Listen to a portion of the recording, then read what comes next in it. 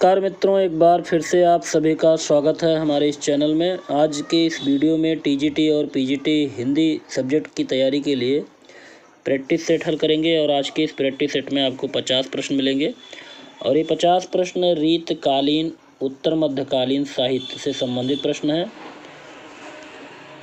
और ये प्रश्न एक पुस्तक आती है डॉक्टर टंडन की वस्तुनिष्ठ हिंदी, उसी बुक से बनाई जा रही है और वास्तव में बहुत ही महत्वपूर्ण प्रश्न है जो कि रीतकालीन से हैं। इसके पहले भी कई भाग बनाए जा चुके। आज के इन प्रश्नों को हल करते हैं।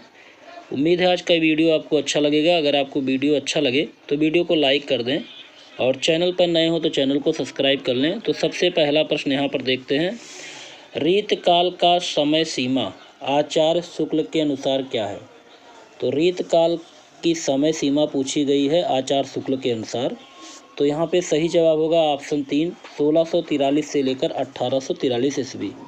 तो आचार्य शुक्ल ने 1643 से 1843 के समय को रीतकाल का नाम दिया है, रीतकाल का समय माना है। अगला प्रश्न देखते हैं, प्रश्न 2, उत्तर मध्यकाल को रीतकाल की संज्ञा किसने दी है। सही जवाब होगा ऑप्शन 2, रामचंद्र शुक्ल। उत्तर मध्यकाल को रीतकाल की संज्ञा दी है रामचंद्र शुक्ल ने। तीसरा प्रश्न है, मिश्र बंधुओं ने उत्तर मध्यकालीन को क्या नाम दिया है।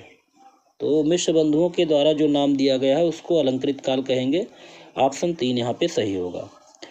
चलिए अगला प्रश्न है, प्रश्न नंबर 4, उत्तर मध्यकाल को श्रृंगार काल के नाम से किसने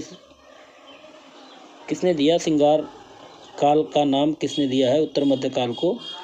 तो सही जवाब होगा ऑप्शन 2, पंडित विश्वनाथ प्रसाद मिश्र। तो उत्तर मध्यकाल को श्रृंगार काल नाम दिया है पंडित विश्वनाथ मिश्र ने। अगला प्रश्न है, कालक्रम अनुसार रीतकाल के प्रथम कवि कौन ठहरते हैं। तो कालक्रम के अनुसार रीतकाल के प्रथम कवि केशवदास को कहा जाएगा। ऑप्शन 4 यहाँ पे सही होगा। अगला देखते हैं, प्रश्न नंबर 6, रीतकाल की अविरल परंपरा किस कवि से चली आ रही है। तो रीतकाल की अविरल परंपरा जो है वो चिंतामणि से चली आ रही है। ऑप्शन 1 यहाँ पे सही होगा, चिंतामणि। अगला प्रश्न है, आचार्य रामचंद्र शुक्ल ने किस कवि को रीतकाल का आरंभ माना है।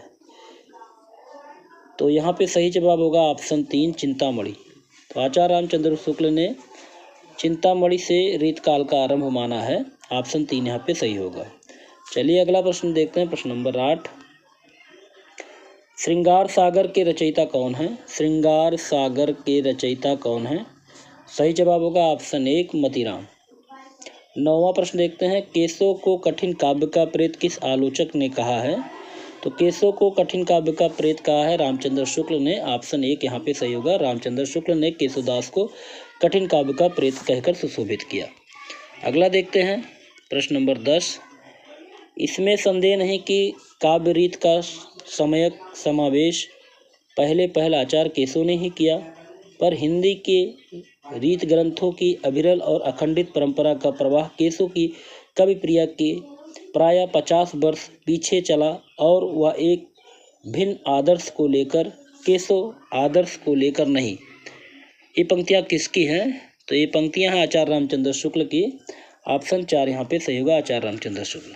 अगला देखते हैं, अगला प्रश्न है, तुलसी गंग दो भये सुकविन के सरदार, इनके काव्य में मिली भाषा विविध प्रकार।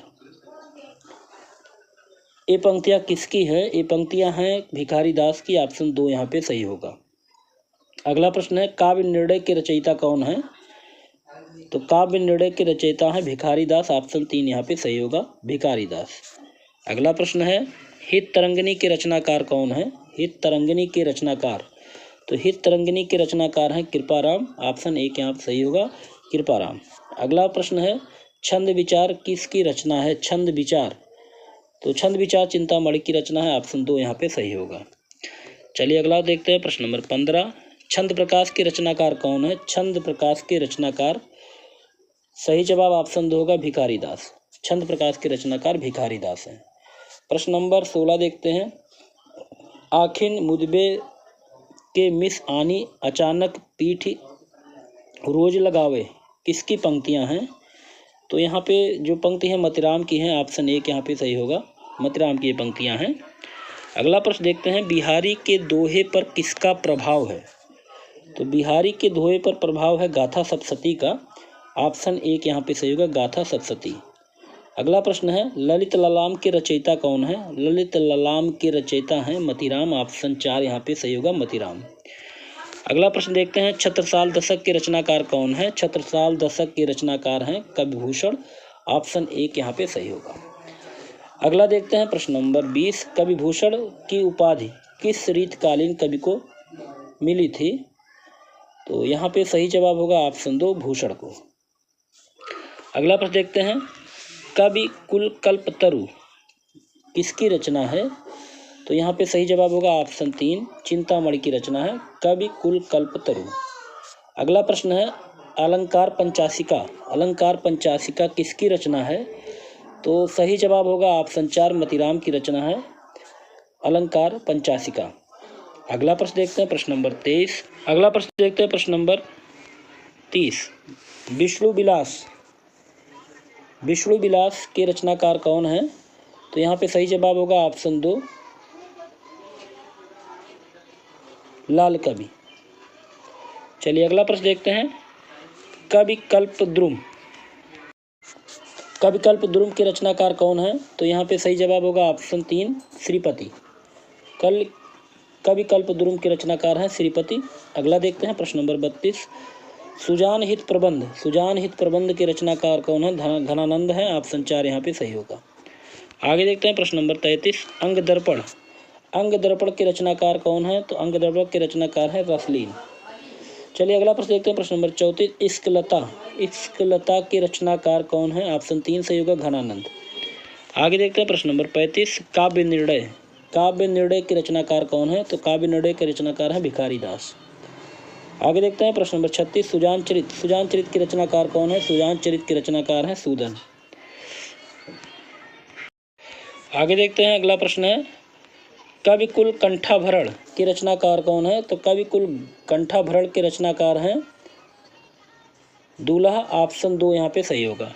चलिए अगला प्रश्न देखते हैं, जगत विनोद, जगत विनोद के रचनाकार कौन है? तो जगत विनोद के रचनाकार है पद्माकर, ऑप्शन एक सही होगा। अगला प्रश्न देखते हैं, व्यंग्यार्थ कौमुदी, व्यंग्यार्थ कौमुदी के रचनाकार कौन है? व्यंग्यार्थ कौमुदी के रचनाकार है प्रताप शाही, व्यंग्यार्थ कौमुदी प्रताप शाही की रचना है। अगला प्रश्न है, इश्कनामा के रचनाकार कौन है? सही जवाब होगा बोधा। आगे देखते हैं प्रश्न 42, कवित्त रत्नाकर के रचनाकार कौन है? कवित्त रत्नाकर के रचनाकार है सेनापति, ऑप्शन दो यहाँ पे सही होगा। अगला प्रश्न है, सुधानिधि, सुधानिधि के रचनाकार कौन है? सुधानिधि के रचनाकार हैं तोष, ऑप्शन चार यहाँ पे सही होगा, तोष। चलिए अगला प्रश्न है प्रश्न नंबर 44, रसार्णव, रसार्णव के रचनाकार कौन है? तो सही जवाब ऑप्शन तीन होगा, सुखदेव मिश्र। अगला प्रश्न है, काव्य रसायन के रचनाकार कौन है? काव्य रसायन के रचनाकार देव हैं, ऑप्शन दो यहाँ पे सही होगा। अगला प्रश्न देखते हैं प्रश्न नंबर 46, काव्य कल्पद्रुम, काव्य कल्पद्रुम के रचनाकार कौन है? तो काव्य कल्पद्रुम के रचनाकार सेनापति हैं, ऑप्शन तीन यहाँ पे सही होगा। अगला प्रश्न है, छत्रसाल दशक, छत्रसाल दशक किसकी रचना है? तो छत्रसाल दशक जो रचना है भूषण की, ऑप्शन दो यहाँ पे सही होगा। आगे देखते हैं प्रबोध पचासा, प्रबोध पचासा के रचनाकार कौन है? तो प्रबोध पचासा के रचनाकार है पद्माकर, ऑप्शन एक यहाँ पे सही होगा। अगला प्रश्न है, नैषध चरित, नैषध चरित के रचनाकार कौन है? तो नैषध चरित के रचनाकार है गुमान मिश्र। नैषध चरित किसने लिखा? गुमान मिश्र ने लिखा। अगला प्रश्न देखते हैं प्रश्न नंबर 50 और इस वीडियो का लास्ट प्रश्न, द्रोण पर्व, द्रोण पर्व के रचनाकार कौन है? सही जवाब होगा ऑप्शन तीन, कुलपति मिश्र। तो द्रोण पर्व के रचनाकार कौन है? कुलपति मिश्र। तो यहाँ आपके 50 प्रश्न पूरे होते हैं। उम्मीद है आज का ये वीडियो आपको अच्छा लगा होगा। अगर मित्रों वीडियो अच्छा लगे तो वीडियो को लाइक कर दिया करें और चैनल पर नए हो तो चैनल को सब्सक्राइब कर लें, जिससे आने वाले वीडियो के सभी नोटिफिकेशन आपको मिलते रहें। और इसका एक प्लेलिस्ट बनाया गया है, आप इस प्लेलिस्ट पे जाकर सारे वीडियो को प्राप्त कर सकते हैं। तो चलिए अगले वीडियो में फिर मिलते हैं ऐसे ही प्रश्नों के साथ। नमस्कार।